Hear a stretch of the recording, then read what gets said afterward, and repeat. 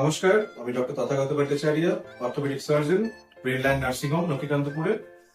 আজকে আমরা যেটা নিয়ে আলোচনা করব, খুব কমনলি দেখা যায় একটি এজেড পপুলেশন 50 ঊর্ধ্ব মহিলা বা পুরুষদের কোমর থেকে পায়ের দিকে পেছন দিয়ে অনেক সময় ইলেকট্রিক শকের মতো সেন্সেশনে ব্যথা নামে।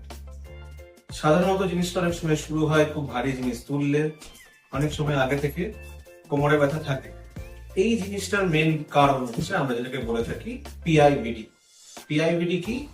আমাদের শির দ্বারাতে দুটো হাড়ের মধ্যে যে কুশনটা থাকে, সেই কুশনটা পেছনের দিকে চলে এসে আমাদের স্পাইনাল কর্ড, যেটা মেন হাড় আমাদের পেছনে, তাকে ঠেলা মারে, যার ফলে তার যাওয়া আসার রাস্তা শুরু হয়ে যায়।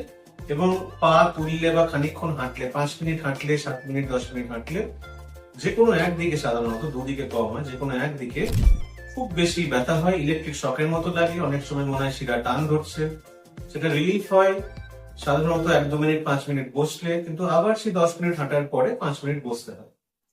পিআইবিডি ট্রিটমেন্ট সাধারণত প্রথম 3 মাসের মধ্যে আমরা চেষ্টা করি ওষুধের দ্বারা সারাতে, বা কিছু নার্ভ ব্লক ইনজেকশন আছে তার দ্বারা।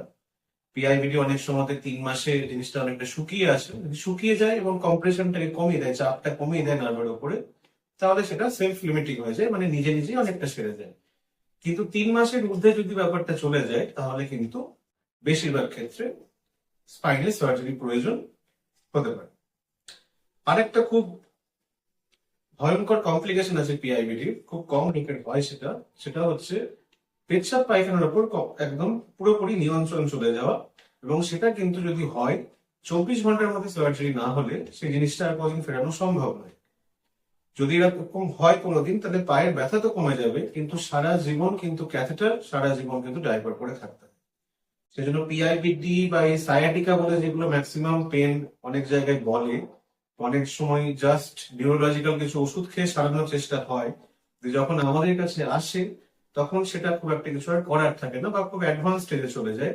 তখন স্পাইন ডিফর্মিটি বলুন বা স্পাইনের কম্প্রেশন বলুন, সবটাই কমাতে অসুবিধা হয়।